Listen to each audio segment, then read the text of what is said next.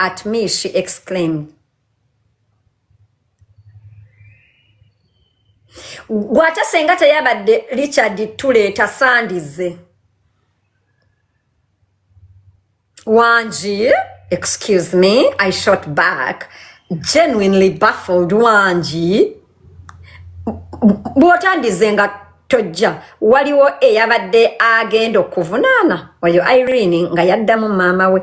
Bw'otandize nga tojja, waliwo eyabadde agenda okuvunaana. By the way, before I continue, bannange, Irene was a bad kid. I don't want to judge her yet, but oddamu otya mama wobote. But anyway, let us continue. Ye byonna ngira ebya mwami Mubiru nze binkwatirako wa. Naliyo nga mwewasa oba nze nakugamba onzaaleyo. Bw'aba akuswaza nti wali wafumbirwayo lwaki? Bw'aba akuswaza, okay. Ka ntandikire wali mama we yamugamba. Ate gwe senga Richard siye yandeese sandize ko Irene wanji. Hey, yebo tandize nga tojja waliwo eyabadde agenda kunenya. Ye byonnangira ebya mwami Mubiru binkwatirako wa. Naliyo nga mwewasa oba nze nakugamba onzaaleyo. Bw'aba akuswaza wali wafumbirwayo lwaki? Oyo nga agamba ani maama we, addamu maama we. Yes. Anyway, as if my life was entirely wrapped up in her relationship with that man, like I was the poster child for all their failed marriage. Even ugly and flawed, every ugly and flawed thing about me was attributed to my father. Oguyindo gwa chitawo, ndaba muli banyoro, muli banyarwanda, agagere ga chitawo. Imagine this tribalism. The day after my father's burial, headlines appeared in the newspapers. Namubiru didn't take care of her dad, but I had a pretty good idea about who was feeding that false narrative to the press.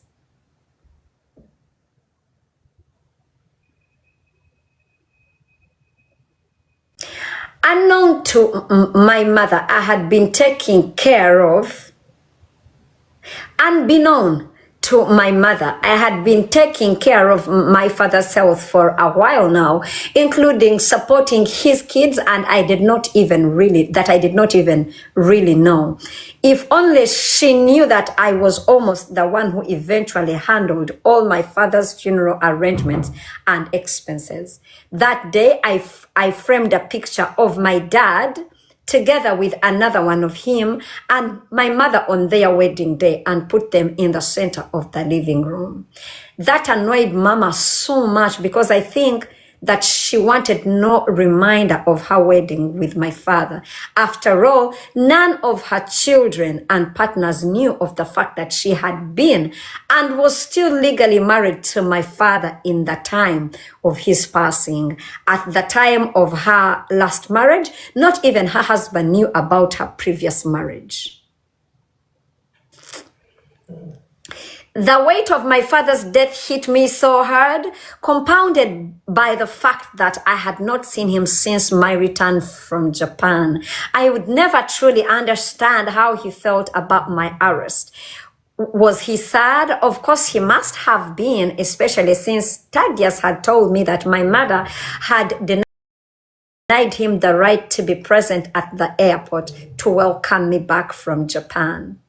After my return, I did not have my phones on me for a while because I wanted to take time to calmly and fully recuperate. He was praying for me. Was he praying for me? I can imagine how he was. I was told that the day he died, he had spent it trying to call and speak to me. It breaks my heart. I was feeling so drained and unwell in the days that followed. I ended up being briefly admitted to International Hospital, Kampala. Mama never even bothered to ask how or where I was, even though it was pretty obvious I was not doing well in the days leading up to hospital stay, and despite the fact that the hospital was 400 meters away from home. I sent a message to Gabriel from hospital. He came and picked me up and took me to his place. I needed the rest and quiet. While Mama, now fully unaware of me being unwell, was instead throwing a little family gathering at my house, inviting her children and grandchildren over as if everything was perfectly normal. Yeah. It's truly hard to understand why my mother would think that my house was just an extension of hers. She could do as she pleased without so much as a heads up. I still hold on to a handwritten letter that my father wrote me. The first day he ever told me he loved me and was proud of me, even after he read a lot of hate directed at me in the media. I was already 30 at the time, and I cried tears of joy while reading those words. It still brings me a swell of emotions even now. He had waited for so long to say it. Finally, I was hearing it from a father for the first time, my own father. Somewhere deep down, I always knew my father who had loved me, but I was made to carry a sense of shame about him for a long time. The love I longed for was something I only truly got from my maternal grandfather. But while he was a source of warmth, he still was not my dad. I often watched as other children experienced love from their fathers in various forms, sometimes subtle, other times overt. I yearned for those moments to run into my father's arms, to be his little girl, to grin from ear to ear and make him proud, and vice versa. I can never know what could have been, what his constant presence could have added to my life. And that unknown feels like a weight I will carry forever. That is end of chapter 2, and we are starting on chapter 3, and it says, Dearest Mama. Dearest Mama. Dearest Mama, with a subtitle, Not Your Average Mom. I have not spoken to my mother since 2014. Why, you ask? Well, my mother happens to be intellectually dishonest, lacks empathy, is a pathological liar, can never say sorry, and has always been either chef d'orchestre, an accomplice, or a cheerleader of so many wrongs that have happened in my life. She has manipulated many people into doing things that she herself is ashamed of doing. She would, of course, plead her innocence, but she would be happy when the message is received. I know all this because she used me too, and I have backed up evidence for my statement. Let's rewind back a little. Mid-70s, before my mother met my father, she had been in a relationship that had resulted in the birth of her first child. I know nothing about this child. All I know that the father was a man called Godfrey, who had planned to marry my mother before getting cold feet and never showed up at the actual day of the wedding. She then met and married my father. Yours truly, me, was born. But apparently the beginning of the end of their marriage happened before I was even born, according to my grandmother and my mother herself.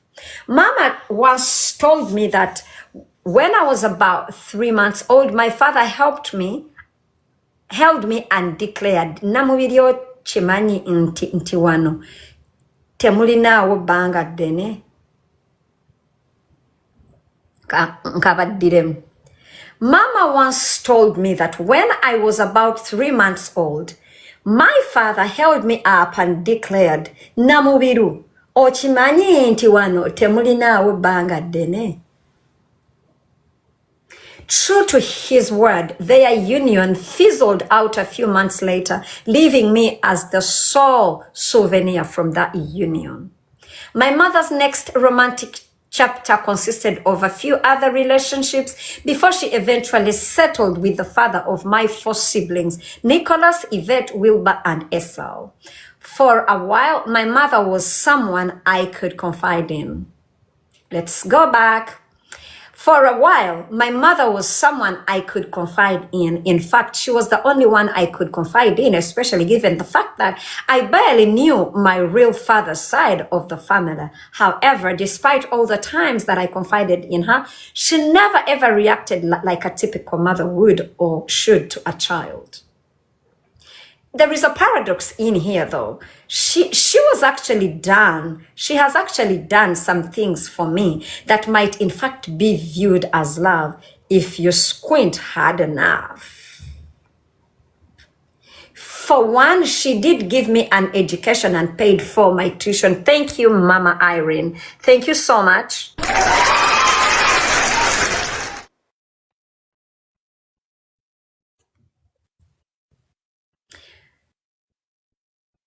For one, she did give me an education, paid for my tuition until she could not anymore. She treated me to my first choir trip to Tanzania in 1993 when I was in Bugema SDA.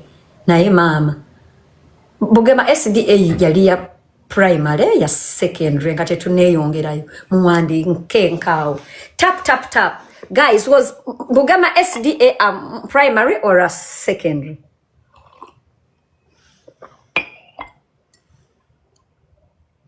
Secondary mu 1993 Irene nga mukulu.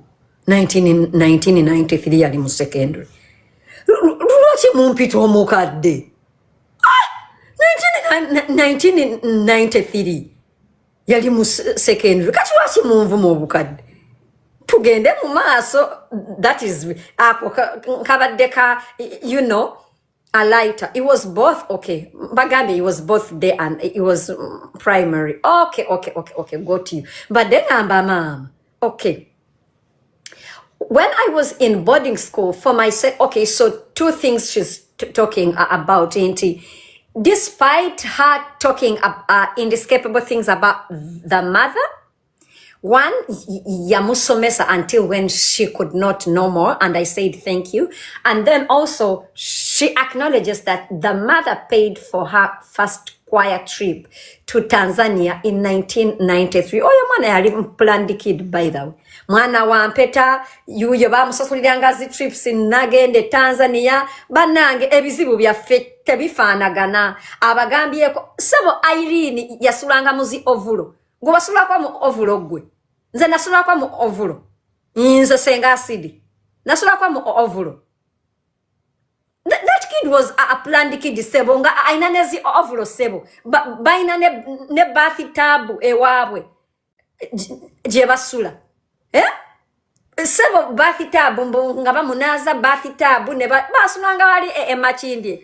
You know, mama we sebo yagenda ko erandani. That kid was a planned kid, just an ungrateful planned kid. Yali planned kid. Irene nze nenda kuwa version yange of analysis nga sekubidde. Let me keep reading. Live eno sharing ogitapinge. Chaliwo atalina sente ezigula akatabo obanga ali mu bwakadama of anybody. Just tap and share, okay? Let me continue. When I was in boarding school for my secondary education, she did visit me on our visitation days with sufficient grab, all the nice food treats from home, and often left me with some pocket money. Muulira. Tusoma kati ebintu ebirungi byajjukira maama we bye yamukolera. The trip, the omusasulira fees, then agambye when she was in boarding school for her secondary education, the mother visited her on all her visitation days with sufficient grab, all the nice food and treats from home, and she often left me pocket money. Thank you, Mama Irene. Gentlemen, when I was a teenager in secondary school, I was living with my big brother, and was a Nabagamba, my mother's first son. Julius, I really love you, Julius. You have done an amazing job. You did an amazing job. I do not see anybody as a role model in my life like you. You are one of the best things to have ever happened in my life. I'm glad and proud that I was born with a man like you. You gave me all the yardsticks of what a gentleman should be. You taught me how a man should treat me, and you told me, if he's not doing this, please do not settle for him. Guys, I lived with my brother and he had a wife. All my secondary school, that woman never visited me. I'm getting it for all my secondary school.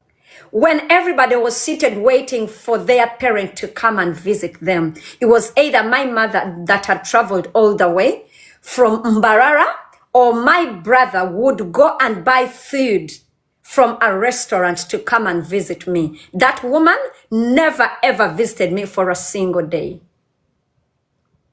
And when I read this, I know what it feels like when you are not visited by an adult. Yes, they were not my mother, but my brother was not my mother either. And hey, I was a house girl in her home. I'm not complaining. I think I told you guys last time when we were talking about Omana Gotas that day, you know. I was a house girl in her home, you know. I was a house girl. Like every time I broke off school, she would find a reason to fire the maid. I raised all her kids. Aba babiri. I raised her kids. I woke up in the middle of the night to carry the kids. I remember one vivid memory. I remember I was left home with that brother, with the son, yeah, with the son, and the son got convulsed, like eyawe ne mukuba, yeah, eyawe omukuba, like nga wafuna omusuja, like nga munji, he would get convulsions. Guys, I put that boy on my back, ne ntambula paka Kisubi Hospital. It wasn't too far, but still, for a kid that is convulsing, and I was a kid myself, that was horrible. That, you know, looking at a kid in a muscle, ngagenda. But my whole point is, that woman never visited me at all. At all. At all. At all. But anyway, how is eyawe called in English? Conversions, yes. But I thank God that my mother would take the bus and come and visit me. And also my brother. And also my brother would go to, you know, like, nangulira ebintu in a supermarket, nabitekamu, and then goes and buys food. I mean, being local food. You know, I was never like a person of local food, but eranga agenda ewandege it was sebanchaye nagula pirao oba nangulira chips zabona apeti and stuff like that. Era all of you guys that went to school with me, all of you that went to school with me, I don't think you ever saw a female visit me. It was always my brother or my mom, or my brother coming with my mother. But that woman never stepped a foot, yet I was a child in her home. So for Irene to acknowledge how this made her feel, this is actually important, because I know what it feels like. Anyway, let's continue. Yeah. We had a pit latrine in the back of the house, and boy, did 11-year-old, wait, we had a pit latrine in the back of the house, and boy, did 11-year-old me hate that thing. With every bathroom crisis I had, especially at night, I was threatening to relieve myself in a polythene bag. rather than in the pit latrine. So mama always accompanied me outside. Was it out of love or it was out of threat of me doing my business in a polythene bag inside the house that made her to go with me? Mimi sijui. Wabla, Irene, you're a spoiled brat. Irene, you're a spoiled brat. Exactly, Mitina, exactly. That's my feeling too. Your mother walks you outside to poop, and then you say, oh, maybe I'm there today. Okupama mukavera. Really? Irene, really? You sound so cynical. But me, I will read this book, and I am going to dissect it word for word. Yes. Now, there was also an unforgettable moment in Club Governor around 2007 when I was doing so well in my industry. Typically, certain haters wanted to rain on my parade. This day, I was walking behind a bodyguard in the club when a girl I did not know suddenly stood up and raised her hand to hit me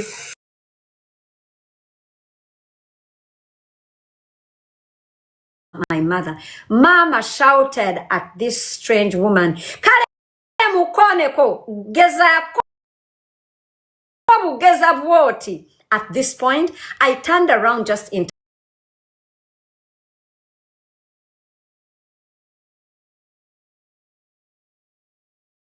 her version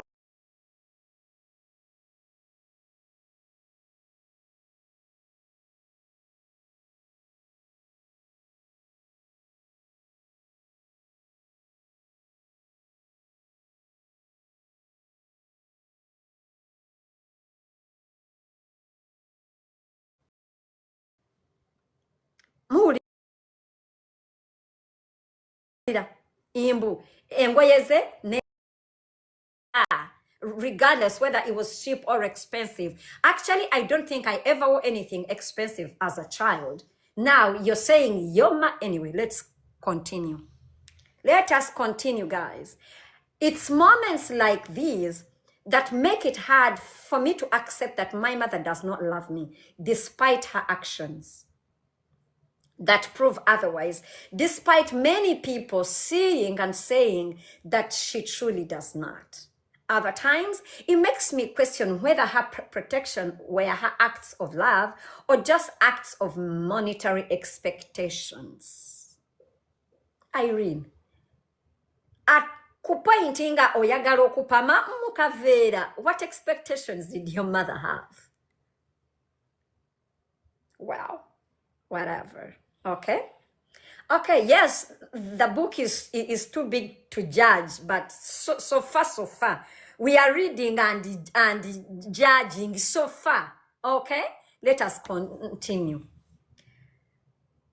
It's perhaps hard to earn or pay for that love, but should a child have to buy their parents' love? Yes, bitch.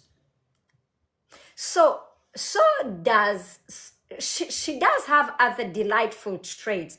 She can be sarcastic and actually funny too, but as a spoiled second rate that confuses everybody, including herself. She assigned nicknames to everybody. All of us. Esau was the only one who didn't vibe with the family's substance, but sometimes mean teasing and nicknames. Mama nicknamed him Mumwamuwavu or Musonso, long mouth, because of his legendary shocking anger, crying or quarreling as a kid. He would cry at this teasing. As an adult, he quarreled, he snaps at our beats or just beats up whoever dares to insult him with the names. Then there is Nicholas, dubbed as Rwasama, open mouth, because his mouth seemed to be perpetually half open, probably due to his asthma. And Yvette, that one mom wore many nicknames. Watutuma, Chikami, Bugere Wantangawuzi, and others, carefully curated by our mom and adopted by us at all times. My feet seem to have minded. My feet seem to have a mind of their own. They were a size 39 in the morning and a size 40 in the afternoon. And eventually later, size 41 later in the evening, depending on how hot the day is. So together with my nose, they were always the butt of many jokes, not just among family, but in my mind too. You've got your father's big feet and very big nose, my mother would comment. But while I took her remarks with a light heart at first, they did eventually plant a seed of self-consciousness in me that blossomed into a full-blown complex as I transitioned from a girls-only primary school to a mixed boys and girls high school. For 2 agonizing long years of Mitiana SS, my feet became my little secret, or rather my greatest shame. Nobody ever saw them. I never took off my shoes. Rumors spread that I was hiding missing toes, while others wondered if it was because of awful foot odor. Little did they know that my feet kind of had multiple personalities depending on the time of the day or the weather, a problem that still persists up to today. In the morning, shoes would fit just right, but by afternoon, my feet would swell up like mini sausages. If only one saw my feet and not the rest of the body, they would be forgiven for thinking that the feet were that of a man or something. To this day, I carry around several pairs of different sized shoes or flip-flops with me. My fingers have this issue too. By age 19, I became my own worst critique, obsessively lamenting about my feet and hands. My mother once told me out of sympathy, your feet are fine. Just grow your toenails and wear some nail polish.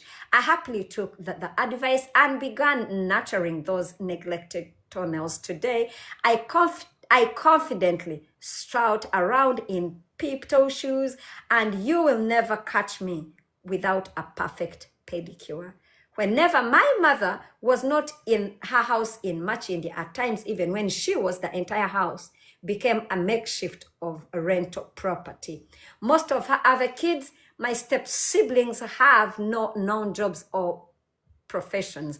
They didn't have a nail to scratch their asses, and they typically lived off any income that was not directly tied to their own efforts. So naturally, they hit upon this brilliant idea of renting out every room in my mother's house. On any given day, that house was like a mini brothel because there was always a steady stream of strangers waving in and out of the rooms. Despite the chaos, I had poured my energy and some resources into making my mother's life a little brighter. Since 2001, I had helped her travel to and from France and the UK on more than one occasion, as I will elaborate on this later. My mother's fights with any and everyone are legendary. She had a talent for starting fights with just about anybody and anything. I have witnessed her fighting with her tenants over issues that would make anybody raise an eyebrow, because the reasons for fighting often revolved around romantic entanglements. Honestly, can you imagine a 60-something-year-old woman and 20-something-year-old women hurling insults at each other about men? It's enough to make anybody cringe. She had some massive public blowouts with other children too, something I have never done yet. Somehow I often felt like I'm the biggest target of her criticism. She seems to put me down more than she does her other kids, while taking me and everything I offer for granted. I've always adored children, and my step siblings' kids are like my own. I would do anything for them. in my means. But my mother always insisted I be the one to support every one of them. Please note that my step siblings' father actually comes from a rich family, and my step siblings have some fairly well-off relatives. Their paternal grandfather was a very wealthy man, known all over Chibuye and the rich circles of Kampala. Their paternal grandmother too was financially comfortable and left a sizable estate.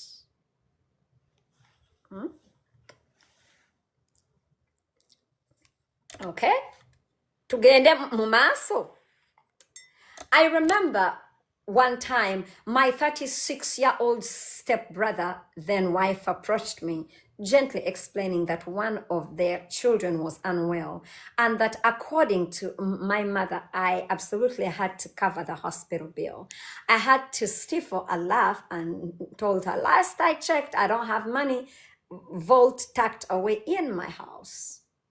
Last I checked, I don't have a money vault tucked away in my house.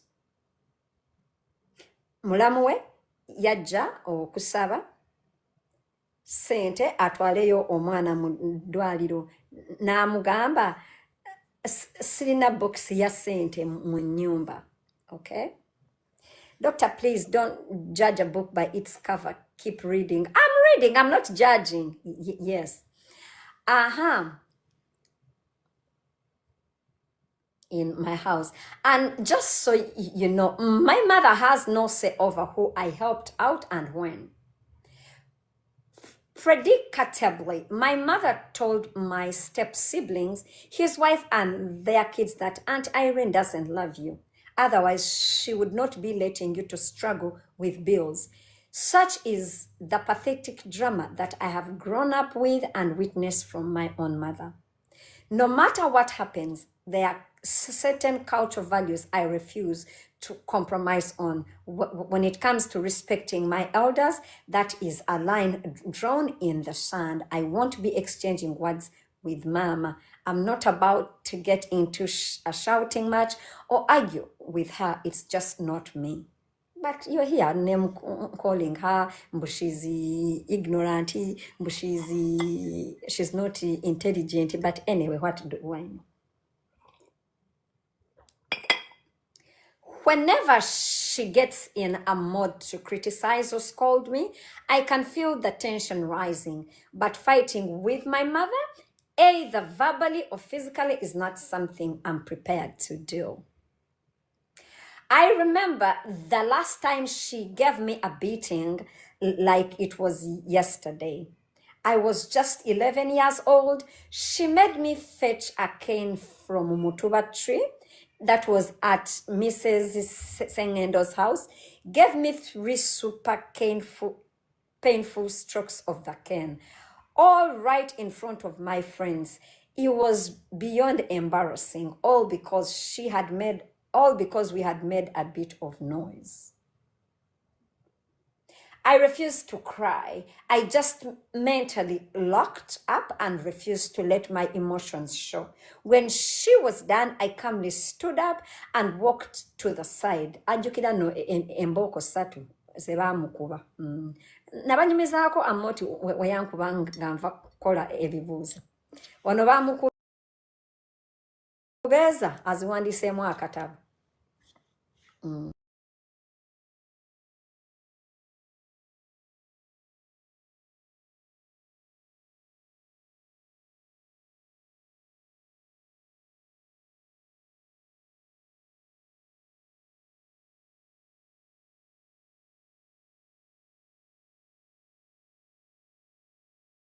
Emboko satu. It was the last time my mother laid a hand or cane on me. Okay? I'm not judging a book by its cover. I'm reading The Man. Next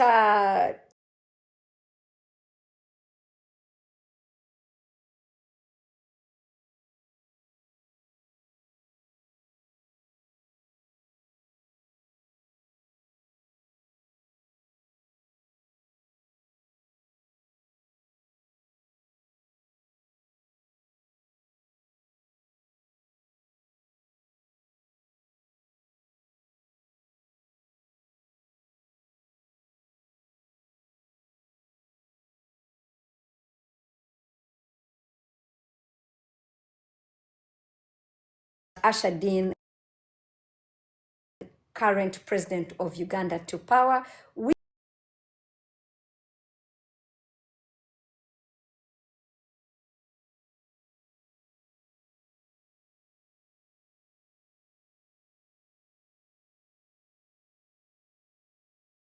the house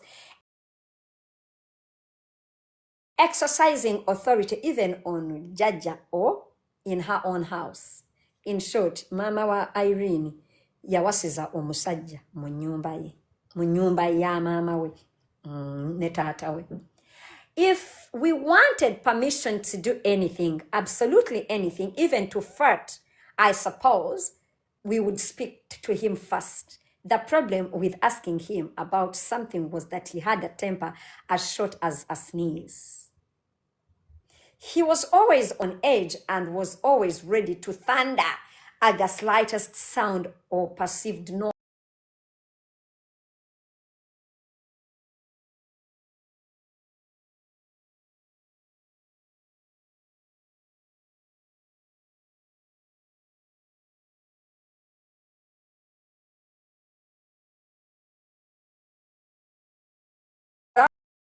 That I was supposed to call him daddy with no reservations. It did not take long for me to realize that in the presence of this man, my mother had zero authority. He always had the final say, and I really didn't like how he belittled and mocked her in front of all of us and other adults. It was always frustrating when he shouted at everybody, but somehow it felt worse when it was aimed at my mother. He would beat me up for a yes or for a no. That meant that what made the beating feel worse was that the person I expected to defend me, my own mother, would sit silently and watch me being clobbered. There was this one day that really sealed my lack of feelings for him. I was about 11 years old, and I remember we were all in one room, and I was making my bed. My mother called up my stepsister Yvette to grab a shirt for the baby, as at the time. My mother called out Yvette to grab a shirt for the baby she had at that time. Okay. Yvette, annoyed by this request from our mother, picked up the shirt and grumbled and sulked towards the closed door and walked right into it. The man asked, "Anyo you?" And we all replied in unison, "Yvette," and he jumped right in with, "Anya kusindise," who pushed you, wrongly assuming that she must have been pushed for her to hit the door like that. Yvette pointed at me and said, "Namubiru did it." I was nowhere near her when this happened. I hadn't even touched her. To my further astonishment, Musisi, our house help, at the time, who was present in the room, decided to back her up by saying it was me, for some reason only known to him, or probably because he too was terrified of the man. The next thing I knew, I was called into their bedroom where my mother sat in complete silence. Great support, right? The man ordered me to lay down on the floor, and he began to hit me with his bare hands, kicking me and slapping me anywhere his hands and feet landed on my body. And my mother watched in silence. After what felt like an eternity, he pushed me out of their bedroom with his feet. That day not only solidified my dislike towards him, but it also changed the way I felt about everyone in that household. The way my mother didn't step up to protect me, the unnecessary lie that my stepsister Yvette had told that had led to the beating, and of course the way that man creature battered me like I was a piñata. Piñata. They all disappointed me enormously. From that point, I developed a pretty thick skin. Whenever I needed to defend myself, I opted for silence. In my head, I reasoned whether I'm right or wrong, whether I say yes or no, whether I did something or not, you'll beat me anyway. So let's skip the hassle of talking and get right to the beating. There were two surprising moments when my mother kind of stood up for me against him. The first time, he had accused me of doing something I hadn't.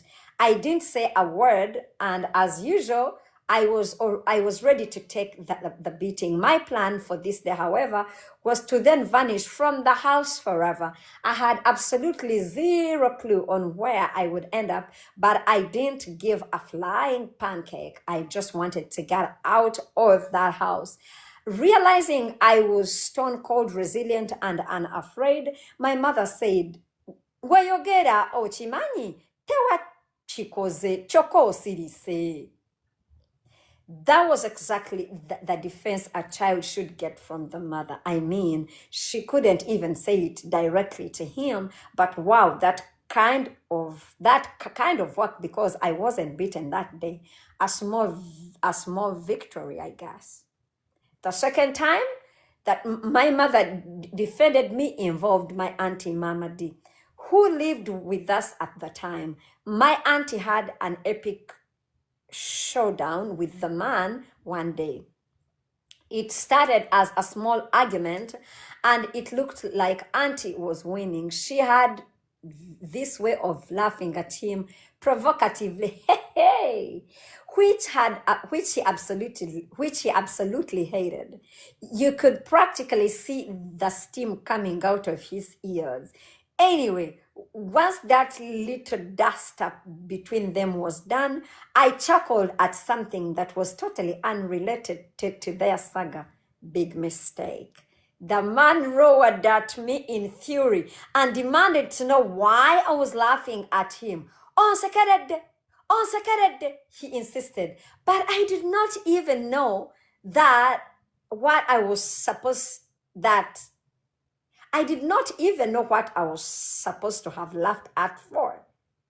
He insisted. I apologized immediately, but I stood my ground, saying I wasn't laughing at him. This went on for a few minutes until my mother stepped in and firmly said, "She did not laugh at you." My auntie chimed in too, baffled as to why I should apologize. Meanwhile, I went into full mute mode as usual, just waiting for the inevitable beating. One of the only times I ever felt like I was part of that family was when they saw my excellent school grades and report cards. It was a rare occasion where I was celebrated. I became the academic star of the house, and so pursuing excellency became a personal mission. I was determined to be among the best. However, I do not want to see your school report, was one of his many forms of threatening me, which roughly translated to I won't pay your school fees. Now, school was my sanctuary. So when he was toying with this idea of not sending me to school, despite the fact that my mother was paying some of the school fees that she had collected from her relatives, I was enraged. This time, though, I found myself thinking, fine, screw your school fees, I don't care. Living in that house felt like walking on eggshells every single day in his presence. It was a constant reminder that I did not belong there. Walking up to someone who clearly disliked you was a special kind of torture, since I felt disapproval as soon as I opened my eyes. Let me pick up this call, guys. Not call, I think the buzzer.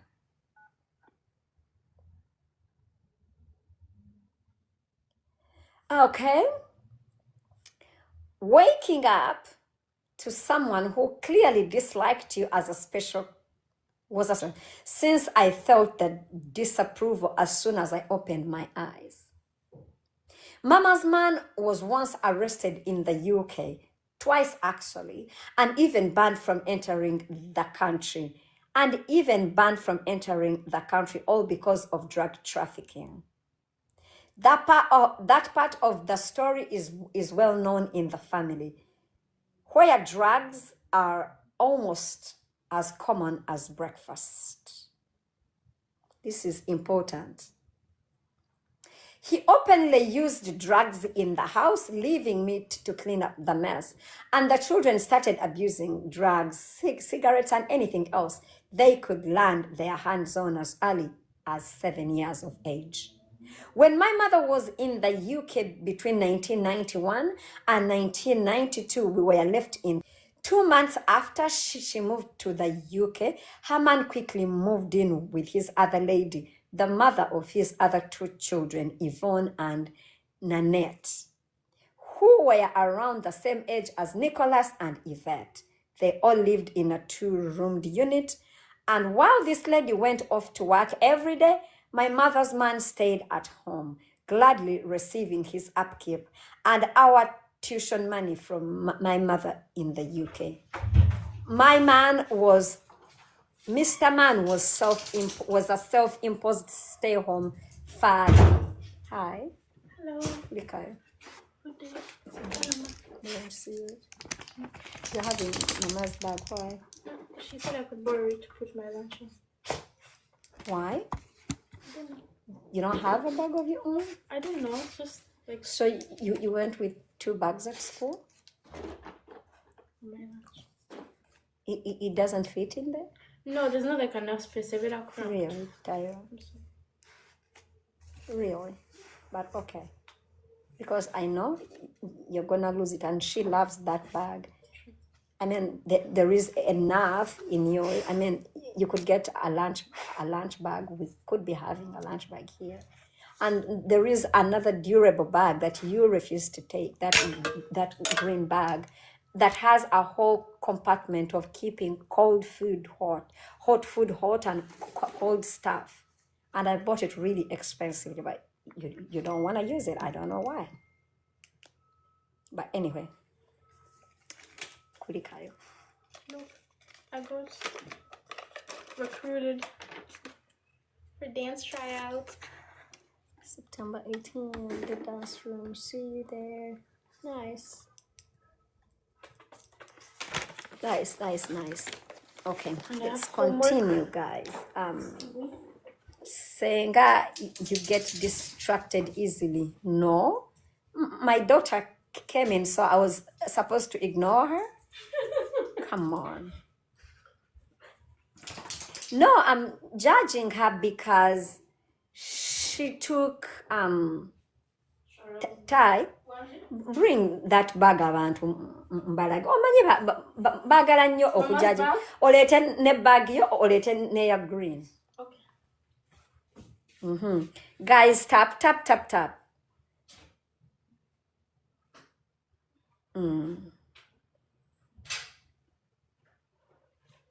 So we stopped at Irene's stepfather being a self-imposed stay-home father. Between the money that my mother sent him and some of the money that came from his financially comfortable parents, he was good to sponge off that. When she was in the UK, Mr. Man was fully expecting me to be the family maid. Remember, we had no maid for most of the time, so I would end up doing everything around the house. One day, he sent his son Nicholas to fetch me from my auntie Mamadi's place, who lived about 200 meters away from home, to come and change his son's Esau's soiled diaper. I asked Nicholas why couldn't he do it himself, before his dad backed at me saying, "And so what if he called you? What were you doing there anyway? Don't you want to take care of your siblings anymore? Ngenda kugamba mama wo tokyayagala kusangula bbi w'abaganda bo." That was bbi w'abaganda bo. Full stop. Later. First bring your bag. Guys, this is Tyra's school bag. It's here. heavy. As big as it is, here. It's There very heavy. you go.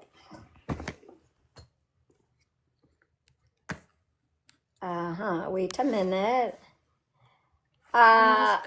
Can we please, moderators, can you please, anyway, I've done it. That's okay. So, Tyra, today, that is her bag. Ngawe mujirabye nga bweri enene later. This? She got Mama's bag here. You see this kasao? This was a gift that was given to Mama by her best friend Skylar. Mama herself does not take this to the older, so she got this and put in her lunch. Remember, ensawo ye enene, so akuteka no. Nakatekamu ebintu bya Mama. Okay, here. But later one. Later. This? Yes. But guys, I bought this really very expensive bag here. Here. They can balage here. You see this, Mama. this bag here? Yeah. This bag is big. It has that. It has where you can put your phone. It has that. This bag has a whole section where you can keep food hot or cold. You see how it is insulated here? Oh yeah. Mono, you can put in your hot food and it stays hot, or your cold drinks and it, you know, like fruits, and it stays like that. Okay. Here you can put in your books and everything else. See? On top of all that, that bag has this like here and here. Oh, and I bought it, and it also has this other pack. This other, like it's a big bag to put in each and everything. It's good for clothes in high school. But it's very big, like it's big and it's very not heavy. It's Tyra. I used to take it to school. Like one time I had that bag and someone got off the bus and I was like, are you studying rocket science? What's in that okay, bag? so I'm just, yes, it's a cute bag. It's a big bag, like for all the reasons. Like you put everything in there. And that madam here. And that madam, and it's an expensive bag. Mommy, I don't know what happened. I don't know what told them, but they have put this sweater in her bag, and it's not her sweater. That's not her sweater. This is not her sweater, and they have put it in her bag, and it's not So, hers. guys, mother problems. Mama already lost her school sweater, her cute school sweater. Kakati nenda gula kagundi. A stamp. Yeah, I'm gonna buy the stamp. Mommy, don't get a stamp. There are these things, they're on Timu, they're really cheap. It's kind of like, do you know, like, omani wo gule ngoye mpya, and it has like that almost like whitish thing, and you have to cut it off. Yeah. It's kind of like a zip tie, but not a zip tie.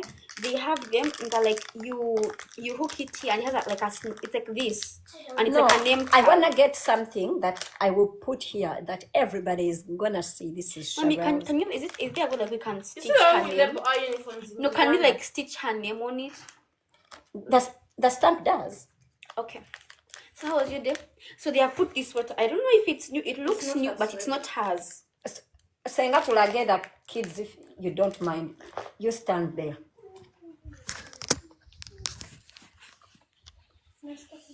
Oh, sorry. Yeah.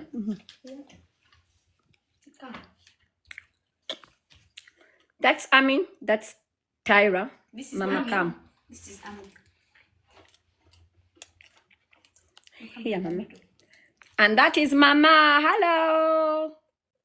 I mean, can I show you something What so will I have? exciting? Tyra, I'm not excited to come back. I have Okay, one. let's go. Mommy, can I have a hug? But look at this. Mommy, can I have a hug? Yeah, I missed you. sure. How was your tooth? That water how is is your good. tooth? I'm okay now. I know. A dancing? Yes. A dancing party? No, Okay. a dance team. Okay. How you going? I got recruited for the dance team. You got So I'm gonna, For tryouts. guys, can I have some? Where is my Tyra? We have a busy. I'm going somewhere Right now? with you And me. later today. I mean, can we come? I want you to get your passport and your health card. You go over there and you photocopy them. Okay. Mommy, can we Mama come? Nope. Why? I know where we're going. Do I? You can come, but like, why? It's not an appointment for you. Yeah, it doesn't have to be our appointment, but you come along on our appointments. Do Even I? if it's, yes, you do. Mommy, can you please come? Please. Okay. Yes. Mama, I didn't say Saying, okay. yes? Do you I know what didn't she's say saying? okay. She's like, because she's excited to wear her new clothes. Mommy, can you please come? I'll think about it. Okay. I'll ask you later on again. Okay, guys, let's continue, okay? Think about it. Njagala amazzi, eh? Tyra, mpaako ku mazzi. Did you put water in the pot, Ahmed? From the kettle? Okay. Tyra, nga yesterday you made little chili. Ate nakuuliza, then you said It was a lot. It was a whole full pan. Chili. what's the pan? I put the chili in a what? In a tin, Mommy, there are two in the bowl. Oh, in the bowl. Mommy, Okay, they I didn't didn't feed find it. Because I've seen you you've only taken out one ziti bean. Even the second one is chili. No, the second one's beans. I thought the second one was chili. It was beans. I made The one. the white first bowl. bowl. There's one white bowl of chili, the other no beans. But I can When make she more said she chili. made a lot, I assumed. Tyra, bannange. Tyra, don't twala speed. I know what I'm talking about, and you also know what you're talking about. Yes. I asked you last night, did you make all of it? You are like, yes. And I took a bowl last night. I took a bowl and You took a bowl. You took a bowl. So whatever was remaining was just a tiny bit. And Ami packed for Mama this In morning. the morning. But I didn't pack it. But very little still because It's I little. So is there more chili in the fridge? No. No, No, but there's more ground beef. So she can make more biscuits. No, like make all the All that beans, all that Everything. in Yeah. All the beans are Yeah. When she just said put that, them there. I assumed You want both her? bowls were chili. I was like, I think both of them were I'm chili. going to make her like a whole flat. You wait. Okay, guys, let's continue. We stopped at the father being a self-imposed. You know we put at school Yes, I know that. and then we touch our head at school. Yeah, I know. I do like this. Yes. I know they do like this. Mommy, come be Cheryl. Cheryl has Oh, to do mommy, we got our yearbook, but I forgot Please, to bring like this. interrupting. Shush. Mommy, can I please tell you something about Mama? Your what? Can I please tell you something? Yeah. About Mama? Yangwa in Mama- 1 Mama minute. has reached that stage where she makes friends. When they don't be with her for 10 minutes, she started to cry. She came to me and she was like, Ami, my best friends are running away from me. They're not being my friends anymore. Then she came to me and she's like, Amira, her best friend is Esme and some other couple. They are a trio. Esme. And she was like, Mommy, Esme was pushing me. Mommy, Esme doesn't, Esme doesn't like me. Then she came on the bus. Like, hey, Ami, Esme is my best friend. We became friends again. But she hit me you know by Mama does accident. that. You know Mama It's like does Ellie that. with It's like Ellie. Okay. Ellie, Esme. Get it? Like, Okay, guys. Irene, that's between the money, between the money that my mom sent him and some money that came from. Hey, tukwamye kubi. Hey, tochayagala. Don't you want to take care of your siblings anymore? Ngenda nkugamba mama wo tochayagala kusangula bi wabaganda bo.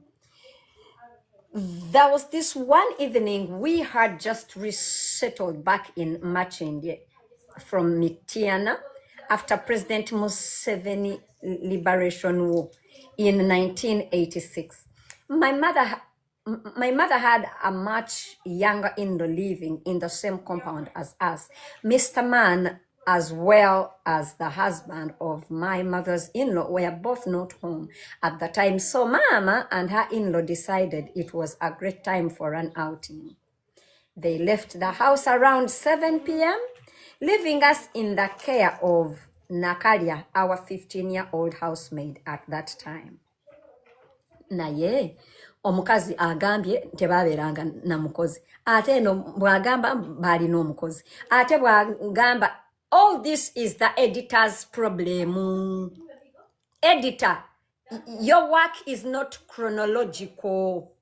You get when I mentioned it, people are like, hey, you just don't understand. The work is not chronological. Ate bw'ogamba ate temwali na mukozi, ate bw'ogamba ate mwali n'omukozi, ate mwabeeranga mbaale wabajjajja ate bajjajja ate babeeranga mitiyana. Ate nkagamba it's just there. I don't know about wapapye or something. You know, you're just everywhere. But the truth is, every stage of her life, waliwo omukozi. Anyway, and the chapter is called The Man. Okay, but anyway.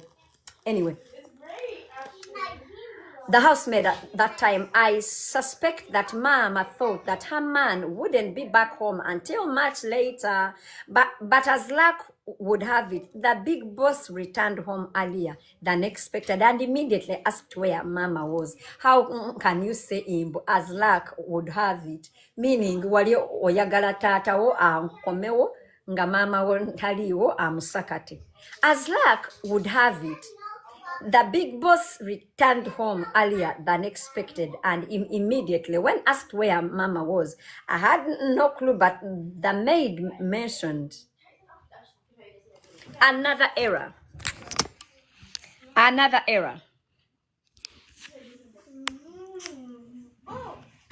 As luck would have it, the big boss returned home earlier than expected and immediately asked where Mama was.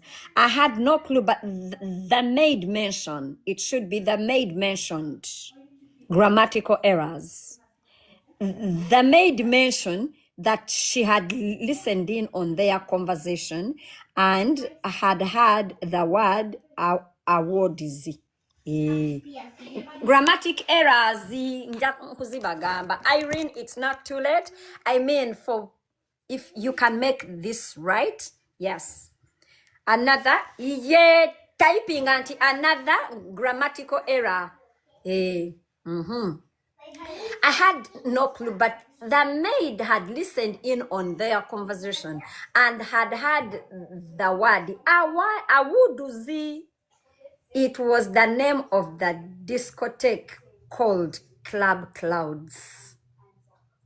The man instructed us not to open the door when Mama returned. Not long after, Mama came back knocking on the bedroom window asking to be let in. Nakalia, the maid, worriedly informed her what the man had instructed us not to do. From that moment, it was pure chaos.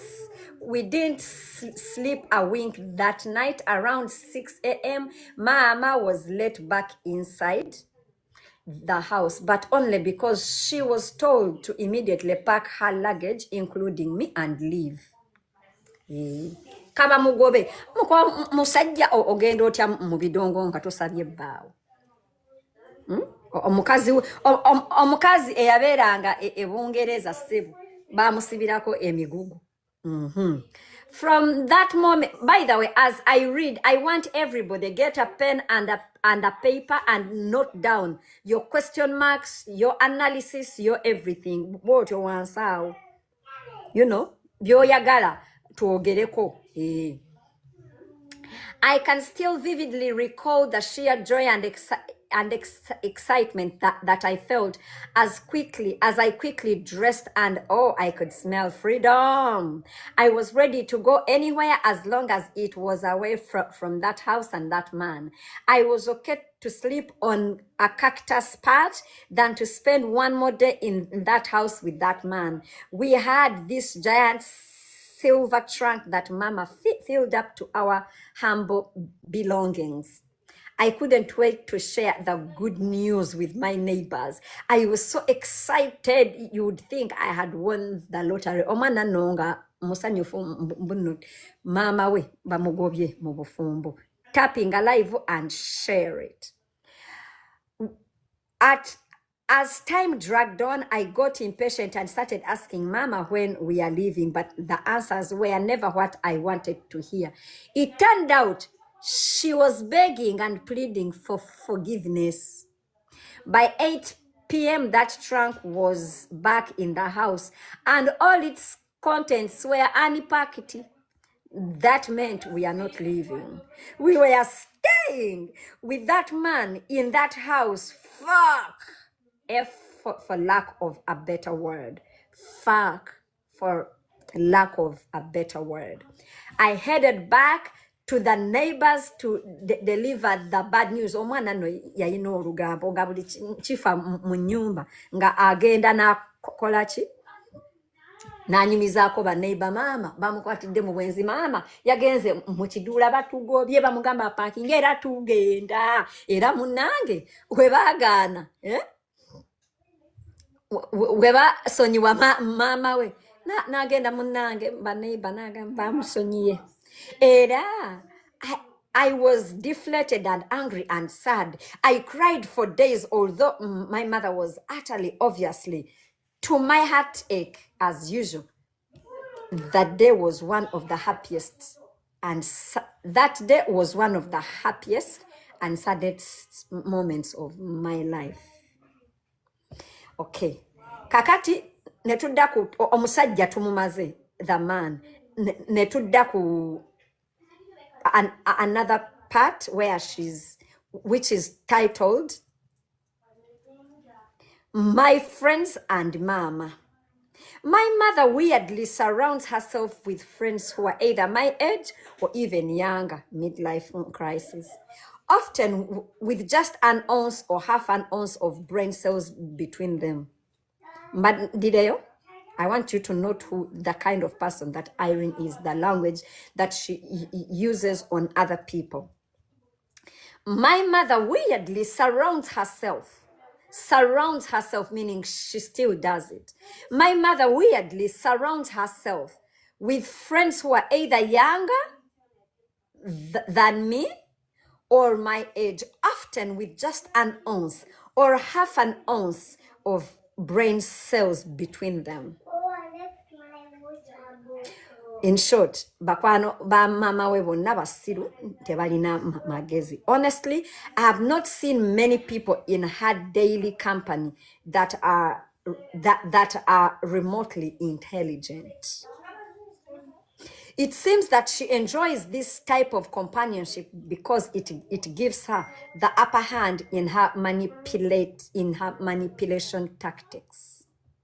My mother has this bit of wanting to befriend all my friends, and she doesn't shy away from showing up at their homes or workplaces, often unannounced. It's like she needs a full-time investigative team comprised of my friends to gather information about me, especially when it comes to money and relationships. She seems determined to pull them away from me and get them on her side. For those friends who share similar characteristics and traits with her, they join in as she gleefully backbites me. They inform their own little club where she starts playing matchmaker for them or offers them advice on relationships. The irony. Another thing, they all have in common a doubling interest in witchcraft. Yep. She recommends the good witch doctors that she knows. I have watched her befriend several of my friends, some of whom have been lured into her web gossiping lies, which ultimately led to my friendships with them fading. But thankfully, my closest friends have always been too intelligent to fall for her antics. They refuse to play the game with her. There was this one day when Mama and I were watching a mother and her daughter on Bucket the TV having intense heated verbal clash. The daughter was saying things like, yeah, your man touched me. You sleep around with everybody. Men have sex with you in the banana plantations. We all see you. You are a drunkard. And I even slept with the same man. What happened of mother? What kind of mother are you? You can't teach me anything anymore. I'm not even your daughter. The mother in return was firing back uglier insults at the daughter while beating her like she was hitting a rag doll. Oba mujjukira party kubukedde omuwala mama we nga bawati omwana nga ayimiridde wati nga amulanga okwebaka n'abasajja n'okwebaka ne bbaawe. I think that's the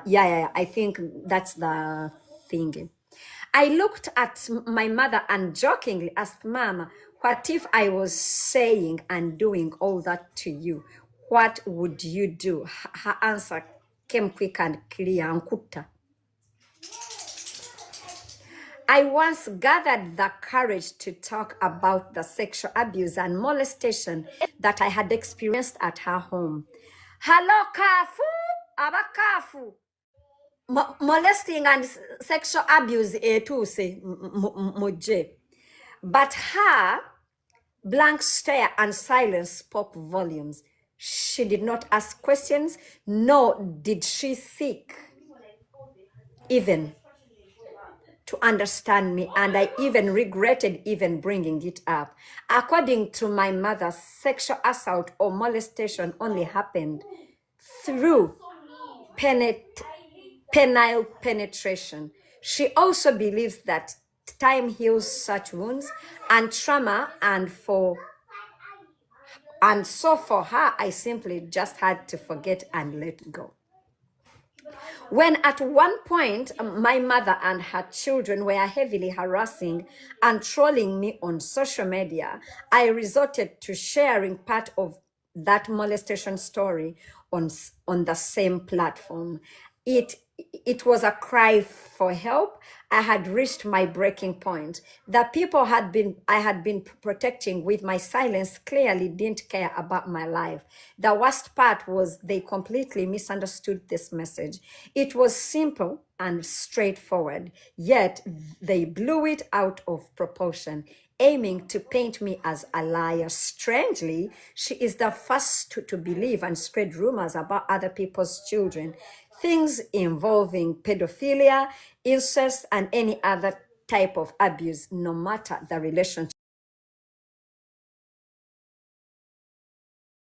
of these children to her. But when it comes to her own child, all she does is to shut her down.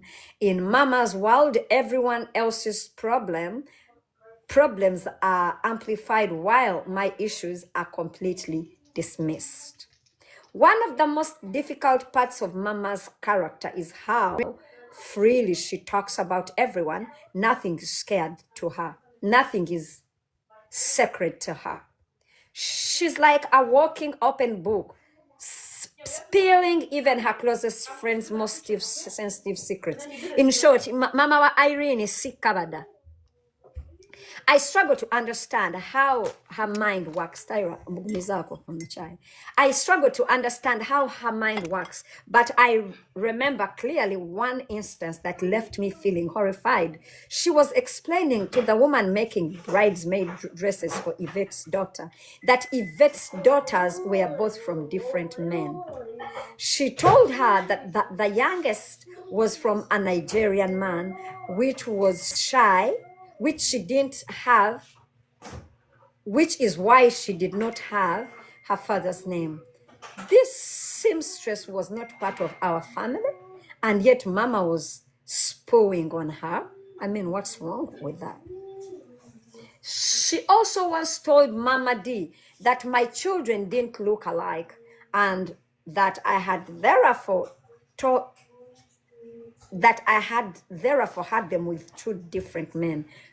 Such nonsense. That kind of grandmother can possibly walk about her own children's fathers and her own family in such a careless way. Stealing and lying for my mom. Mama has used me in every way imaginable, from forcing me to write her exams or complicated administrative and visa appeal letters. Really, Irene, really. Ami, I don't want to hear any voice. Nkaba didemo ako. Mama had used me in every way imaginable, from forcing me to write her exams or complicated administrative and visa appeal letters, or borrowing money from anybody she suspected I might be dating. She had also begged me to stand as a witness in her numerous dubious activities. I have always been played with by her and her children, being extorted and made to pay double for the items I wanted, being harassed for money for food, TV, and running water and other bills since I was 17 years old. And that's just scratching the surface. One day, when never nange, Irene, anyway, kale. Ebyo nja kubyogerako after. And that's just scratching the surface. One day, I was about 10 years old. Mama pushed me through a tiny space in a window of a section of our house that was rented out to Auntie Florence and the other lady. She wanted me to steal some hair products for her. While I was inside, Busurwa, a messenger for these two women, came back to the house. When Mama spotted Busura in the compound, she called out his name loudly, probably to try and alert me. But what could a tiny 10-year-old do in that moment? I rushed straight to the window through which I came in. Tiptoeing carefully, I grabbed the burglar-proof bars and peeped out. As my head slowly popped out, I came like face to face with Busurwa. For a moment, time seemed to freeze. On seeing this, Mama simply started walking away from the scene, leaving me alone, scared and not knowing what to do. I was so overwhelmed, I urinated on myself. The biggest scare for me was being reported to Daddy. We all know what kind of beating I would have received from him. I honestly don't remember how I got out of there, but what stuck out for me is the image of Mama walking away. I kept wondering, what if Busura had beaten me to pulp? What if he had done worse? Another time, while living in Mitiana, when I was about 7 or 8 years old, my two cousins and I were asked one day to accompany Mama and her sister, Mama Nora, to Mitiana Diocese, Namukozi office, where Mama Nora worked. In the back storeroom were clothes that had been donated for charity. Everyone knew that. On this day, my cousin and I were told to stay by the roadside and keep watch for anybody approaching the compound so we could alert Mama Nora. They used long sticks, the sticks that are often used to cut banana leaves or sorobio, to pull out the clothes from the storeroom. Now, I was young, but even then I knew that was wrong. It was daylight theft. Banange mumpe ebirabo mutapinge live. Around the end of 1995 or early 1996, I experienced one of my biggest embarrassments as a well-known teenager. 1995, ono madamu yali teenager. I watched in Irene, I emyaka emeka. Mutapinge live. Tapping alive and you share it. 1995, this woman was a teenager. You people, watch mumpito omukadde. Irene isn't 42. I watched in disbelief as my mother was loaded onto a police truck and taken straight to CPS in Kampala as a criminal. And yes, I knew exactly what she had done. In short, Mama wa Irene yali nyugunya, yali muengalo ate naye nga amuyambako kukola ki okubba. A friend of ours, Awan Damba, who was notorious for dealing with fake checks, had hit a jackpot. Some people in Uganda see such fraudsters as street smart idiots. One evening, I came home from work to see something more bewildering. Curious, I asked a pile of computers and chainsaws all dumped in one corner of the house. Curious, I asked Mama where they came from, and she told me they belonged to her friend who wanted to keep them there temporarily. I looked at the stuff and I wondered why his friend didn't just keep them at his own house. Of course, I didn't say a word to Mama about my suspicions, but knowing this man, I smelled a rat from a mile away. Okay? It didn't take long before the police showed up at our house with the owner of the stolen goods in tow. All Mama. Naye mmwe Irene ani yawandikira Irene akatabo. Yagambye yali teenager 1995. Ate yatugamba her first job eri Chibuye. She was 20. Owulira, she was 20. Her first job atwalire tata wechi akakaadi mujjukira. Right now tugambye yali around 16 or 17. Ate n'agamba yatandika okupayinga bills as young as 17. Anyway, let's continue. Ate wano she's working, choka she's a teenager kuchalo. Really. Anyway, but let us continue. Mama we neba muteka nkabangali. That was how both Mama and her wife's friend ended up being arrested. Mama spent a week at CPS while I was left at home, tasked with looking after everyone else and preparing her daily meals to take to her in jail. I also had to take Esau, her youngest, with me everywhere because I couldn't leave him at home alone. How about work? Where did you leave Esau when you were going to work if you had to walk with him everywhere? Okay. I think that some parents believe that children are stupid, that with time they forgot what they saw or heard.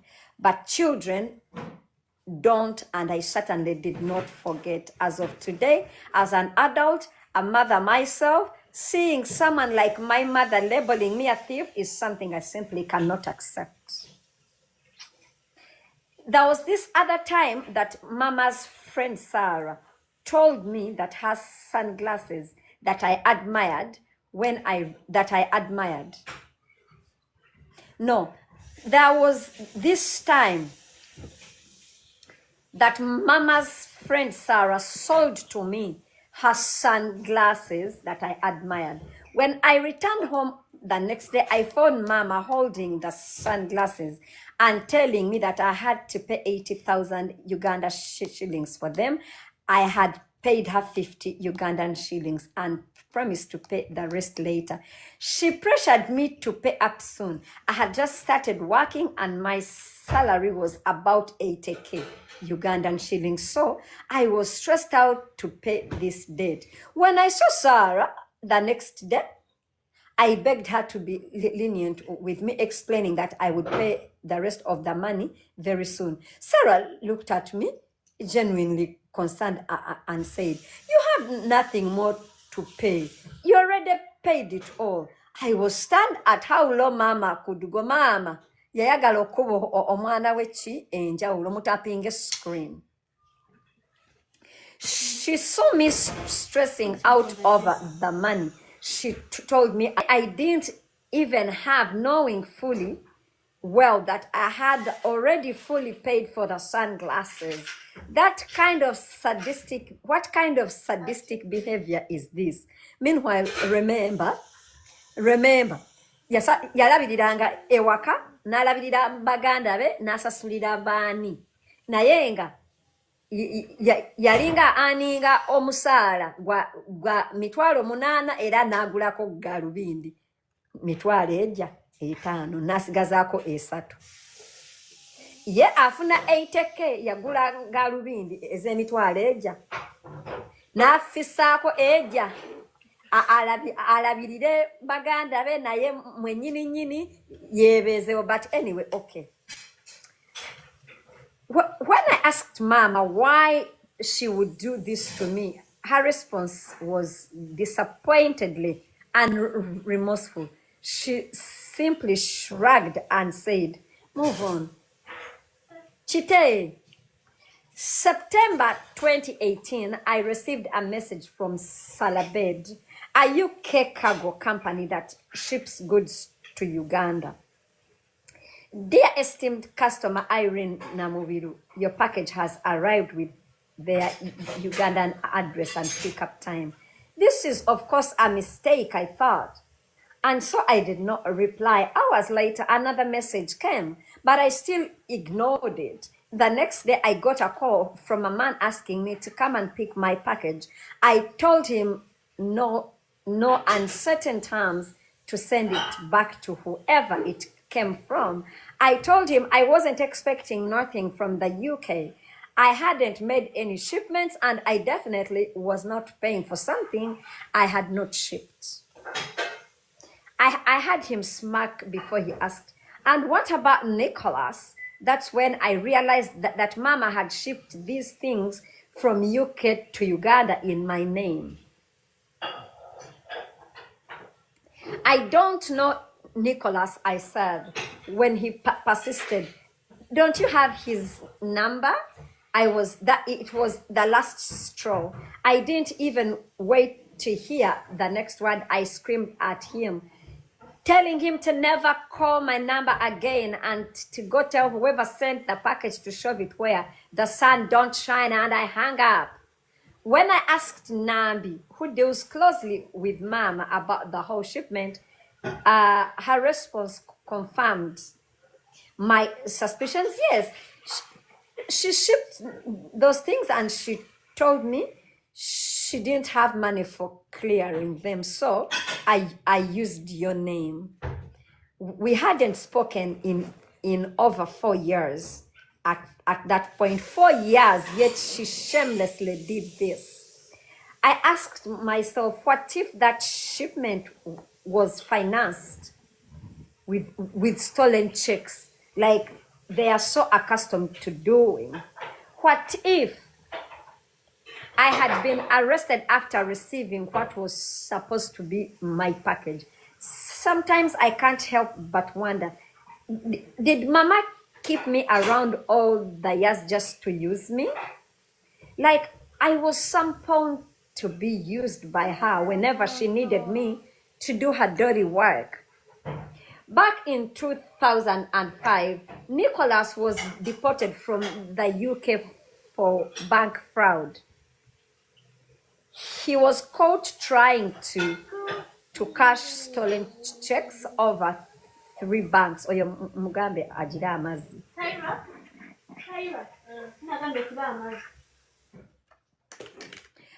Back in 2005, Nicholas was deported from the UK for bank fraud. He was caught trying to cash stolen checks at over 3 banks with a friend. Mama knew all about it. She knew exactly how they operated it. She knew exactly how they operated and what was happening behind the scenes. She is the one who recounted everything to me. Once back in Uganda, Nicholas continued with his cyber and check scam business, believing he was untouchable. Mama, who was also back in Uganda at the time to apply for her spousal visa after getting married in the UK, casually told me about their lucrative business, and she had a cleverer plan. I just needed to bring checks to her, copies, photocopies, even blank cancelled ones.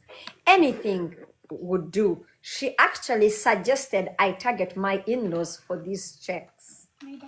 By the time they were done with their forgery, the checks would be in color blank, no signatures and no stamps. I immediately saw the scam for what it was. I told her plainly that this was not for me. It was dangerous and I refused to be part of it. buying goods with fake checks. I remembered that time Mama had been arrested and spent a week in jail for items supposedly acquired the same way. That was enough for me. I did not want to talk about it anymore. I refused to play along, even after Nicholas said, according to Mama, that I was a pussy for fearing to put people into a bit of trouble and that I would never get rich. Here I was having such conversations with someone I was supposed to look up to as a role model and as a source of wisdom, a mother. And every single day, until I finally cut her off, I was always at odds with her about certain principles, and many times she dismissed me as a know-it-all. But I refused to compromise, no matter how much pressure she and her schemes put me under. Tapping alive. As soon as I was in a better financial position, I did not hesitate to help out at home, especially with school fees. Mama knew very well that when it came to education, I acted immediately because to me, education was always important.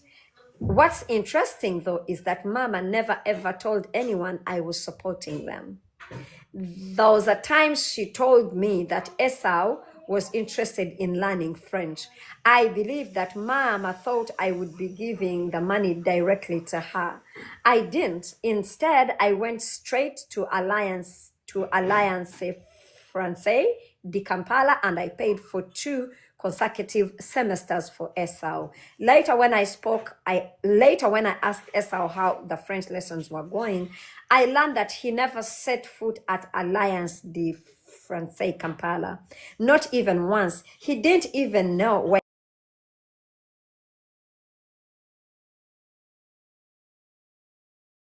to reduce his daily transport costs. Mama bought the bike, but Esau never thanked me for the bike. He must have thought that it was a gift from Mama herself.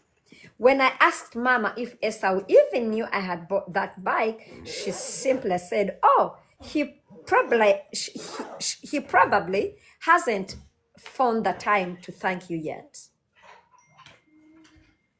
I thought the whole day, I'm right there in the same house, the same compound, yet you cannot find a moment to say thank you.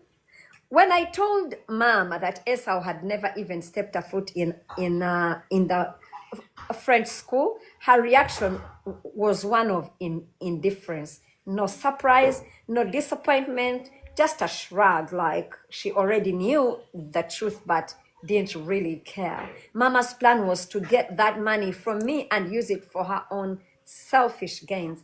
Esau had never been interested in learning French.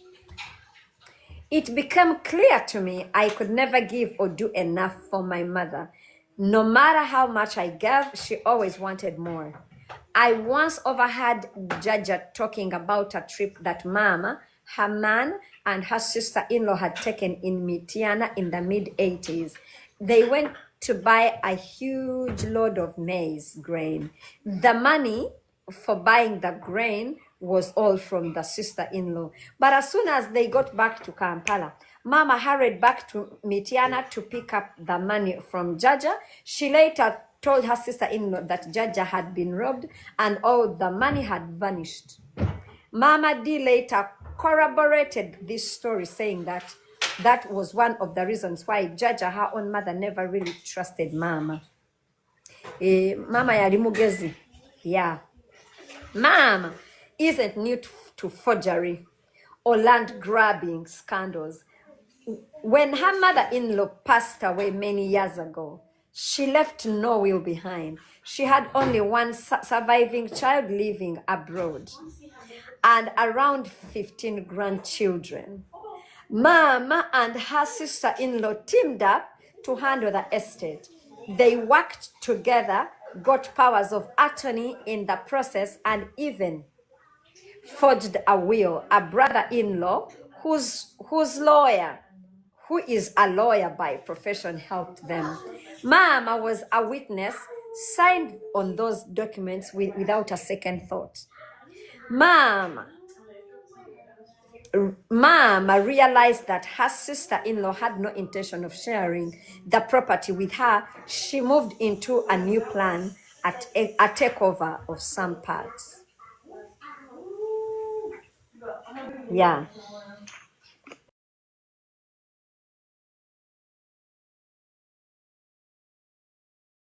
Mommy, I said you keep quiet. Cheryl, keep quiet, please. The takeover didn't happen easily. While Mama and her crew were occupying the houses on the estate, the sister-in-law often came back from abroad and demanded they leave what was rightfully hers. She threatened to throw them in jail and sometimes even made good on her threats. At around 2006, Mama resorted to taking the matters to police and insisted that I accompany her to assist in the police matters. Even though I did not know what to do or how I could help, it wasn't something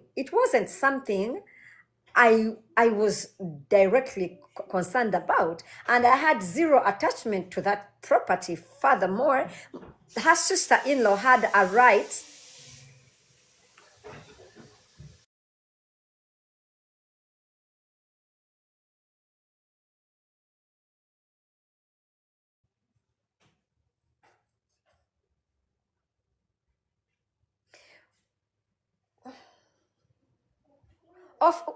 we went to Kiwiye police station to file a report on her sister-in-law for some crime she had apparently committed. I agreed to go, but on condition that I wouldn't say a damn thing. I was just going as a spectator. When we arrived, Mama couldn't explain anything clearly to the officers. She kept looking at me for support, acting like she had forgotten what to say. She at some point asked me what her age was, pretending to have suddenly forgotten. Mpozi myaka ki ejiri mu passport yange? When she stammered, I was so embarrassed and pissed off. I just quietly left her at the police station, and that was the last time I ever tried to get involved in that saga. In the end, her sister-in-law defended herself, convincingly producing documentation that Mama had signed. When asked about her signatures, Mama admitted they were hers, but she insisted she hadn't signed those. But she had insisted that she hadn't signed those documents at all.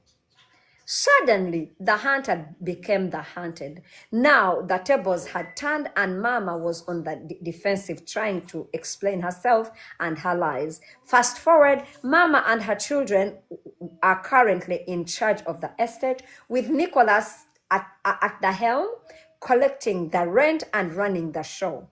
The estate near Kalenda Rest House in Machindi belonged to Mama's mother-in-law and has several houses, on one of which was inherited by Mama's two stepdaughters, Yvonne and Nanette.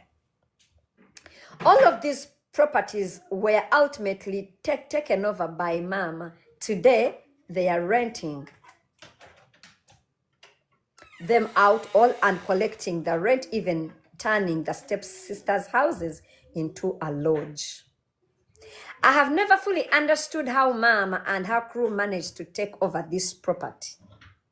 Just this April 2025, I happened to stumble upon a video that was circulating on the internet. It was Mama's sister-in-law and her eldest son, well-known artist within Uganda hip-hop scene and a pioneer of a whole genre of music. She had gone back to Machinde claiming what she believed was rightfully hers and was trying to evict whoever was occupying it. When she got there, she was trying to ask what they are doing there, asking if it was their property. Muyimbi choyo. muyimbi kyoyo nja mufuna nga tetunnamalako nkatabo nja mufuna GNL Linet GNL Zamba Babaluku was it Babaluku or what? Okay, so a person is saying you don't want people to buy the book. Okay, let me block you because clearly you don't know why we are here. You're just stupid and you don't understand why we are having a reading moment today. Very stupid and ungrateful and an idiot like who? Like who? Muroza, like who? You go and buy it. Atenze nkuganye. I haven't stopped anybody. You go and buy the book if you actually want to buy it. Not my problem. You're very stupid, like Irene. Anyway, many people were watching this spectacle, wondering what was going on. But I knew exactly what was happening. It was a continuation of that property dispute in Machindia between her and her sister-in-law. That video is still out there online and is proof that all the chaos that my mother and her children kept sowing everywhere they go. Before Mama's mother-in-law passed away, there was one person still living on her property. Someone who was born and raised there, knew the place inside out and had stayed on even after her death. His name was Chigozi. Initially, he stayed at the property with no issues, but as the saga went on, he apparently became an obstacle. Then he unexpectedly died. With no unknown mental health issues or depression, he was found one fine morning on the shores of Lake Victoria in Munyonyo dead. He was naked with his clothes slightly and neatly beside him. The official report said he had committed suicide, but the circumstances raised a lot of eyebrows, a suspicious death to say at least. She once contacted every person I knew, starting from my first boyfriend, Chris, whose family she knew well, and asked them to tell Chris to send her money and to take me to Sweden. Chris can't stop retelling this story to me beyond embarrassing. As I grew older, she would keep tabs on my male friends, especially those in high company or government positions. And she would pressure me to borrow money from them. She would also send her people to these male friends claiming they were relatives of mine and asking them for help. Some of those people would expect favors, free services, or special treatment from me in return for things I didn't even know about, and in return, I was labeled as the ungrateful, unappreciative friend who never reciprocated kind financial gestures and help. During the time I opened up to Yvette about my